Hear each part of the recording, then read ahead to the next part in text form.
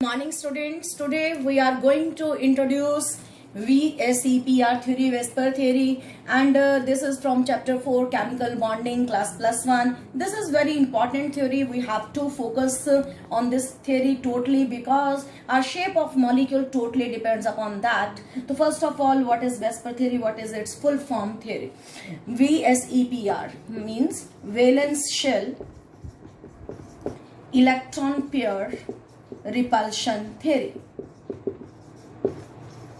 Again, V stands for valence, S stands for shell, E stands for electron, P stands for pair, R stands for repulsion theory. So valence shell electron pair repulsion theory, what does it mean and what is the importance of this theory? Vesper theory का importance अगर हमें आ जाए कभी paper में तो it is used to predict shapes of covalent molecules. And what is its principle? किस का क्या बेस है, क्या प्रिंसिपल है? That is repulsive interactions of valence electrons. What does it mean? तो मैंने सबसे पहले आपको वेस्पर का फुल फॉर्म बताया. I'm repeating valence shell electron pair repulsion theory. Then what is the importance of this theory is to predict shapes of covalent molecules. Then what is the principle of this theory? That is क्या base क्या है, किस पे ये work करता है? Totally depends upon repulsive interactions of valence electrons. तो valence electrons जो हैं वो एक दूसरे को repulsions देते हैं. This is the base of that theory. तो इससे हमें शेप्स का बेसिकली पता चलता है और शेप का जो शेप है वो किसके ऊपर फर्दर डिपेंड करता है. Shape depends upon number of electron pairs and nature of electron pairs. और ये कौन से इलेक्ट्रॉन जो वैलेंस शेल में पड़े हैं. हमने ऑलरेडी पढ़ा वैलेंस शेल कौन सा होता है. Valence shell means outermost shell. जो इसमें इलेक्ट्रॉन पड़े हैं उनको इलेक्ट्रॉन पेयर के टर्म में पढ़ना है. कितने नंबर ऑफ इलेक्ट्रॉन पेयर हैं और क्या नेचर है उन इलेक्ट्रॉन पेयर्स की, उसको हमने स्टडी करना है. और ये जो हम बात कर रहे हैं कि नंबर ऑफ इलेक्ट्रॉन पेयर और नेचर ऑफ इलेक्ट्रॉन पेयर किस एटम के, हमारे पास जो भी मॉलिक्यूल है उसके कई एटम होंगे, उसमें से वो सेंट्रल एटम की बात कर रहे हैं हम लोग. जैसे कि सपोज कार्बन डाइऑक्साइड है, इसमें सेंट्रल एटम कौन है, कार्बन. तो कार्बन के नंबर ऑफ इलेक्ट्रॉन पेयर और उसके नेचर ऑफ इलेक्ट्रॉन पेयर के ऊपर डिपेंड करेगी शेप. नाउ जो इलेक्ट्रॉन पेयर हैं जो सेंट्रल एटम के सराउंडिंग में होंगे वो क्या करते हैं, एक दूसरे को रिपेल करते हैं. रिपेल क्यों करते हैं? Because of negative charge on electron cloud. जब हम इलेक्ट्रॉन की बात करते हैं सारे इलेक्ट्रॉन्स के ऊपर कौन सा चार्ज होगा, यहाँ पे भी जैसे हम कहते हैं कार्बन का एटॉमिक नंबर 6 है, 2-4 कॉन्फ़िगरेशन है. ये 4 इलेक्ट्रॉन्स कौन से वैलेंस इलेक्ट्रॉन्स हो गए. तो carbon is surrounded by 4 electrons. तो इन इलेक्ट्रॉन्स का क्या होगा, इलेक्ट्रॉन्स का नहीं हमने बोलना, हमने किसकी बात करनी है, पूरे इलेक्ट्रॉन पेयर की. तो हमने पहले भी लिखा है इलेक्ट्रॉन पेयर की आपस में क्या देखनी है, रिपल्शन. जैसे ये 2 इलेक्ट्रॉन पेयर है, ये इस दूरी पे होंगे कि इनमें जो रिपल्शन है वो मिनिमम हो और स्टेबिलिटी ज्यादा हो. मैं दोबारा रिपीट कर दी हूं, इलेक्ट्रॉन पेयर अपने आप को सेंट्रल एटम के सराउंडिंग में इस तरह से प्लेस करेंगे कि उन इलेक्ट्रॉन पेयर में मिनिमम रिपल्शन हो, मैक्सिमम स्टेबिलिटी हो और इसी से हमारे पास शेप बनेगा. हम कहते हैं हमेशा कार्बन डाइऑक्साइड का शेप लीनियर है. तो मैं तुम्हें प्रूफ देने जा रही हूं कैसे लीनियर है. तो यहां 4 इलेक्ट्रॉन है कार्बन के आउटर मोस्ट में. मैंने 2 इधर बनाए 2 इधर. क्यों 2 बनाए, पर्टिकुलरली बनाए. मैंने ऐसे क्यों नहीं बनाया, नहीं बनाया. क्यों नहीं बनाया, ऐसे भी बना सकते थे. जब यहाँ पे जो साथ में कौन जुड़ा है वो उसको भी देखना है. अगर वो मोनोवेलेंट होता, उसकी वैलेंसी 1 होती तो हमने इलेक्ट्रॉन को अलग अलग रखना था. जैसे कि मीथेन के केस में है, हाइड्रोजन मोनोएटॉमिक है, तब मैंने 4 इलेक्ट्रॉन जो कार्बन के थे, कार्बन सेंट्रल एटम है, अलग अलग रख दिया. यहां मैंने पेयर में क्यों रखा, क्योंकि यहाँ पे जो ऑक्सीजन है वो डाइवेलेंट है. यहाँ एक ऑक्सीजन लगाया, यहाँ दूसरा ऑक्सीजन लगाया. तो इस तरह से हमने इस बेस को पढ़ा पहले कि किस तरह से हम इस शेप को लीनियर बोल रहे हैं. तो कार्बन डाइऑक्साइड लीनियर कैसे हुआ, सिर्फ हमने सेंट्रल एटम के सराउंडिंग वाले इलेक्ट्रॉन्स को क्या शेप देनी है ताकि क्या रहे. मैं फिर से लिख देती हूँ, रिपल्शंस मिनिमम और stability maximum. This is the main theme of VSEPR theory.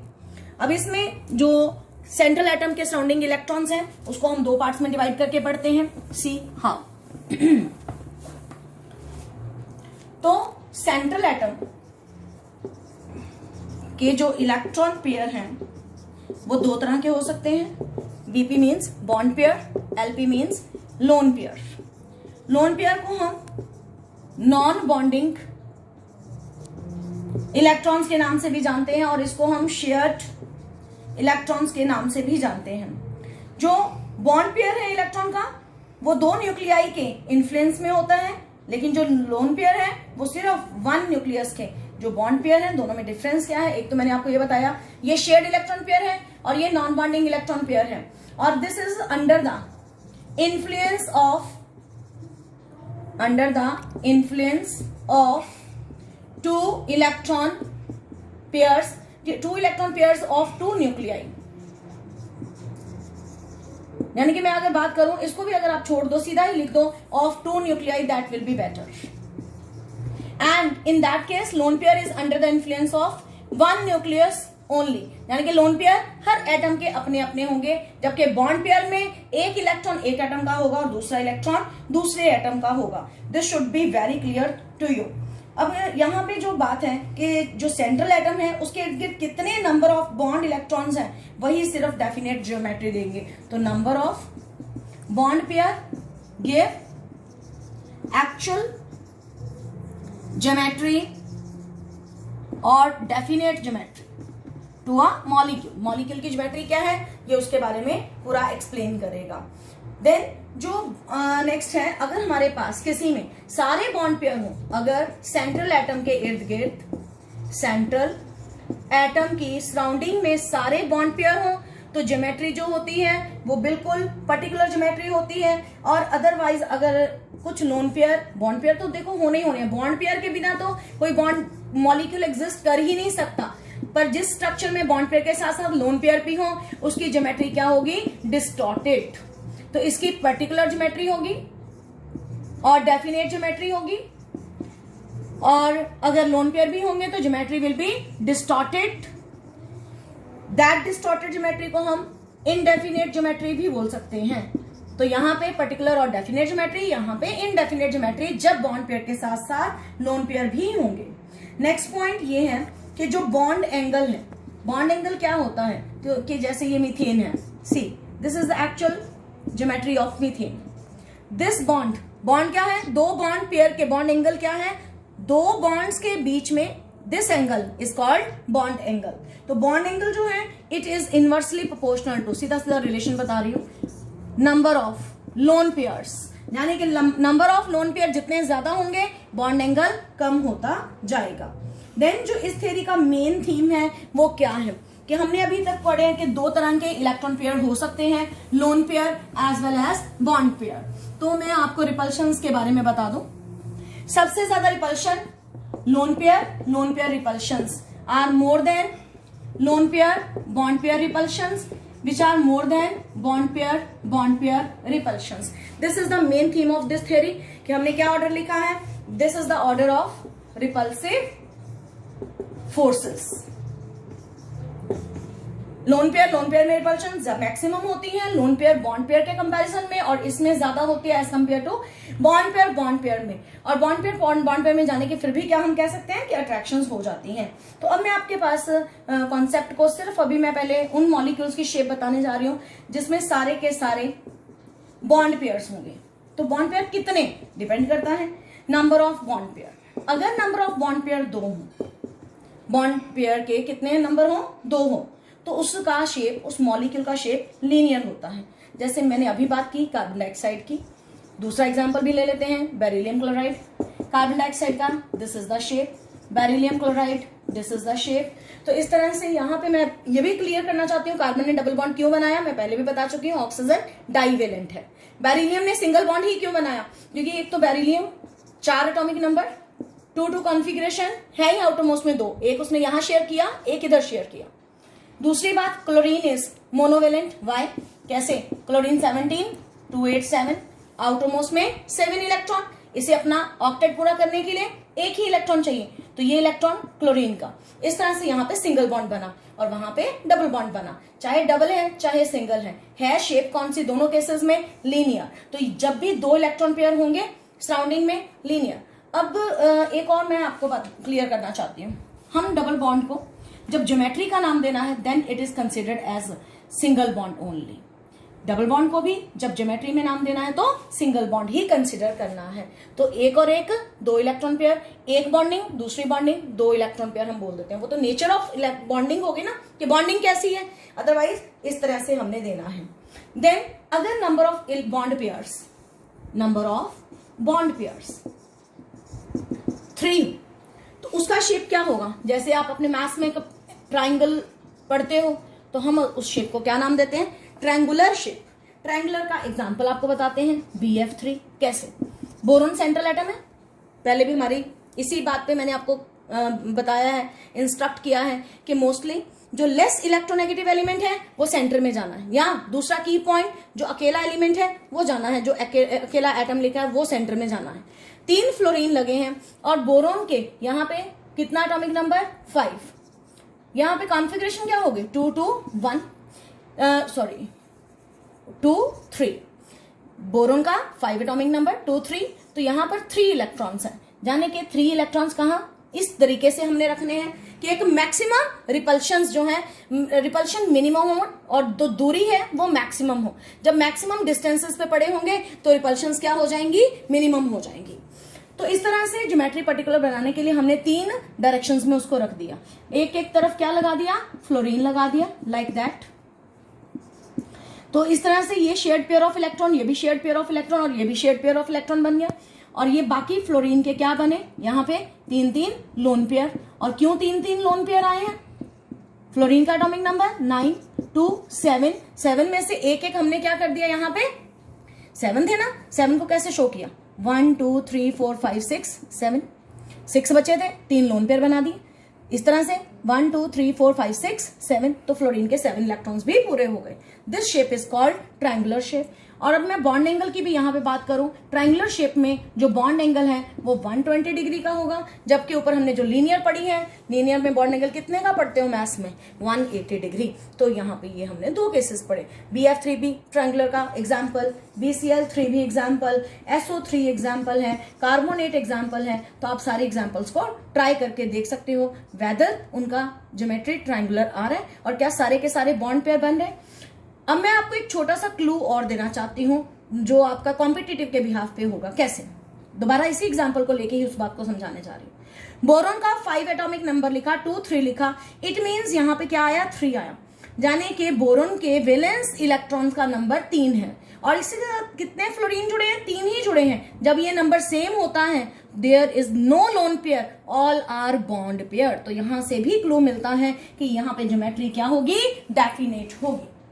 तो नेक्स्ट हमारे पास 4 इलेक्ट्रॉन पेयर का केस आता है। कैसे? 4 इलेक्ट्रॉन पेयर। मैं सबसे पहले यहाँ पे मैं 3 एग्जांपल्स आपके साथ शेयर करने जा रही हूँ और तीनों examples are very very interesting. यहाँ से ही आपको लोन पेयर का कॉन्सेप्ट भी पता चलेगा। अगर यहाँ की बात करूं, सबसे पहले मीथेन की बात करती हूँ। This is the formula for methane. Carbon is the central atom.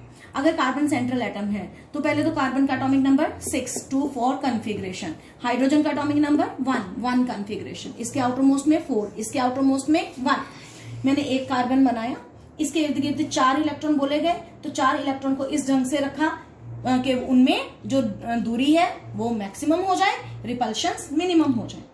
एक हाइड्रोजन का एक है तो यहाँ पे भी वही कॉन्सेप्ट लगाना। देखो 4 ही हाइड्रोजन और 4 ही वैलेंस इलेक्ट्रॉन्स, तो ये भी 4 ये भी 4, इसलिए इसका डेफिनेट क्या होगा? ज्योमेट्री। यानी कि कोई लोन पेयर नहीं, सारे बॉन्ड पेयर। अब यहाँ पे कितने हाइड्रोजन जुड़े हैं? 4। तो 4 हाइड्रोजन कैसे जोड़े? 1 2 3 4। अगर मैं इसको लाइंस बना दूं तो हर लाइन पे कितने कितने बॉन्ड आ गए? इलेक्ट्रॉन्स आ गए 2 2। तो कार्बन के सराउंडिंग में कितने बॉन्ड बन गए? 4। और कार्बन का ऑक्टेट भी पूरा हो गया। ये this shape in chemistry is called tetrahedral shape and this is the bond angle 109.5 degree और इसे हम 109 डिग्री 28 मिनट्स भी बोलते हैं। तो this is tetrahedral shape. Then ammonia का केस लेते हैं। तो यहाँ पे 4 इलेक्ट्रॉन पेयर थे ना कार्बन की सराउंडिंग में, इसलिए ये 4 वाले का एग्जाम्पल हुआ। अमोनिया में नाइट्रोजन, ये ammonia example. Nitrogen 7 atomic number 2 5, hydrogen 1 atomic number 1, outer most में इसके 5, इसके 1। और यहाँ पे ही देखो ये नंबर 3 लिखा, हाइड्रोजन नाइट्रोजन सेंटर में है, इसके इर्द गिर्द 3 हाइड्रोजन लगे हैं, पर जबकि हम कितने लगा सकते हैं, 5 इलेक्ट्रॉन खाली हैं इसके पास, वैलेंस इलेक्ट्रॉन में पड़े हैं, लेकिन 3 ही लगे हैं। 3 को 3 के साथ इक्वेट कर देना कि 5 में से 3 तो क्या लगे होंगे, हाइड्रोजन। किस तरीके से, ये देखिए 5 में से मैंने क्या बोला अभी, 3 क्या लगे होंगे, हाइड्रोजन। तो 5 - 3 कितना बचा, 2। वो 2 in the form of lone pair हमने ऊपर लिख दिया। यानी कि ये अगर मैं लाइंस की फॉर्म में ड्रॉ कर दूं तो कैसा, इस तरह से बनेगा। This is the lone pair. और लोन पेयर ये वाला जो बॉन्ड पेयर है, अब लोन पेयर के साथ नहीं बॉन्ड पेयर बना देना, यहाँ पे 2 बॉन्ड पेयर के बीच का जो एंगल है इसे हम बॉन्ड एंगल बोलते हैं, और इसका वैल्यू 107 डिग्री है। तो मैंने पहले भी ये बात बताई, लोन पेयर का नंबर जो है inversely proportional to bond angle है, यानी कि नंबर ऑफ लोन पेयर बढ़ता जाएगा। तो पहले बॉन्ड एंगल कितना था, यहाँ पे भी 4 इलेक्ट्रॉन पेयर ही है, 1 2 3 4, यहाँ पे भी 4, 1 2 3 4, पर यहाँ सारे बॉन्ड पेयर और यहाँ 3 बॉन्ड पेयर और 1 लोन पेयर, और टेट्राहेड्रल में 4 के 4 बॉन्ड पेयर। डिफरेंसेस साथ साथ में क्लियर कर रहे हैं, और बॉन्ड एंगल का वैल्यू जो है वो पहले से कम हो गया, क्योंकि क्या आ गई बात, lone pair bond pair repulsions are more as compare to bond pair, तो ये दोनों बॉन्ड पास पास आ गए, तो उसका वैल्यू कम हो गया। देन वाटर के केस में और भी, वाटर के केस में oxygen is the central atom, outermost में 6, हाइड्रोजन तो वही है, आउटरमोस्ट में 1, और यहाँ पे ऑक्सीजन के साथ कितने हाइड्रोजन लगे हैं, 2, जबकि यहाँ पे 6 इलेक्ट्रॉन्स हैं, और वो 2 कैसे लगे हैं, तो सी ये 2 ऑक्सीजन के, जिनके साथ क्या लगाने हैं, हमने हाइड्रोजन लगाना है। 6 में से 2 यूज हो गए, बाकी कितने बचे, 4, और 4 को हमने 2 लोन पेयर की फॉर्म में यहाँ पे रख दिया। एंड दिस, ये यहाँ पे क्या बन गया, ये 2 लाइंस हमने ड्रॉ कर दी, और लोन पेयर तो अकेले बेचारे पड़े होते हैं, इसलिए वो ऐसे बना दिए। ये बॉन्ड एंगल और भी कम हो गया, 104.5 डिग्री रह गया इसमें बॉन्ड एंगल। क्यों, क्योंकि इसमें 2 बॉन्ड पेयर बने, 1 और 1 2, और 2 ही लोन पेयर। टोटल नंबर 4 ही है, इलेक्ट्रॉन पेयर का नंबर 4 ही है, 1 2 3 4, लेकिन 2 बॉन्ड पेयर 2 लोन पेयर। तो यहां से आपको डेफिनेट ज्योमेट्री का केस क्लियर और इनडेफिनेट ज्योमेट्री का नाम क्लियर। इसकी ज्योमेट्री का नाम क्या, इसका तो टेट्राहेड्रल है, इसका नाम क्या, इसके 1 लोन पेयर की वजह से टेट्राहेड्रल खत्म हो गया इसका नाम, और इसका नाम क्या पड़ गया, इसकी ज्योमेट्री का नाम पिरामिडल शेप। और इसमें 2 लोन पेयर है, तो इसकी शेप ज्योमेट्री क्या है, बेंट और वी शेप, बेंट और V shape. Sometimes we also call it as angular. तो यहाँ पे हमने सारी टाइप की ज्योमेट्रीज की बात की है, 3 की, 4 की, 2 की, और 4 में हमने साथ में लोन पेयर लेके भी बात किया है। नाउ लास्ट केस एक मैं आपके साथ डिस्कस करने जा रही हूँ 5 वाले का, कि 5 वाले की ज्योमेट्री क्या होगी। उससे ही आपका जो शेप्स ऑफ मॉलिक्यूल्स वाला टॉपिक है दैट विल गेट ओवर। तो 5 वाले का एग्जाम्पल लेते हैं, जैसे PF5, फास्फोरस कितना एटॉमिक नंबर, 15, 2 8 5, आउटरमोस्ट में 5, फ्लोरीन का 9 2 7। तो यहां ऑक्टेट पूरा करने के लिए एक फास्फोरस की सराउंडिंग में किस तरीके से वो जो है हमारे पास इलेक्ट्रॉन पेयर पड़े होते हैं वो भी हम शो कर दें, लाइक दैट। यहां पे एक फ्लोरीन, दूसरा फ्लोरीन, तीसरा fluorine, 4th fluorine, 5th fluorine. और अगर हम प्रॉपर ज्योमेट्री की बात करें, that shape is called triangular bipyramidal. तो लाइंस के साथ इस तरह से बनाई, इस शेप का नाम ट्रायंगुलर बाई या ट्राइगोनल बाईपिरामिडल कह लीजिए, बहुत ज्यादा सिंपल है, ट्राइगोनल बाईपिरामिडल। हमने इसका नाम ट्राइगोनल बाईपिरामिडल क्यों रखा, ट्राई मतलब 3, बाई मतलब 2, टोटल 5 इलेक्ट्रॉन पेयर, और सारे के सारे क्या है, 5 के 5 क्या है, बॉन्ड पेयर्स हैं। कौन से बॉन्ड पेयर नजर आ रहे हैं, 1 2 3 4 5। ये जो ऊपर और नीचे बना है इसको हम A से रिप्रेजेंट करते हैं, A स्टैंड्स फॉर एक्सियल। ये बाकी जो ट्रायंगल की फॉर्म में है उन्हें E से रिप्रेजेंट करते हैं, और E स्टैंड्स फॉर, जैसे आप अपने मैथ्स में पढ़ते हैं, इक्वेटोरियल, इक्विलेटरल पढ़ते हो ना, हम इसे इक्वेटोरियल कह देते हैं। तो ये जो 3 इक्वेटोरियल वाले हैं उनका बॉन्ड एंगल 120 डिग्री का है। जो एक्सियल वाली 2 हैं लेंथ्स, ये 2 हैं, और 3 क्या है, इक्वेटोरियल। आपको नजर आ रहा है साफ साफ। एक्सियल वाले का बॉन्ड एंगल 90 डिग्री, ये ऊपर इस तरह से 90 डिग्री पे हैं दोनों, और बाकी तीनों ट्रायंगल के साथ 120 डिग्री। अब इस ज्योमेट्री का नाम क्या है, ट्राइगोनल बाईपिरामिडल।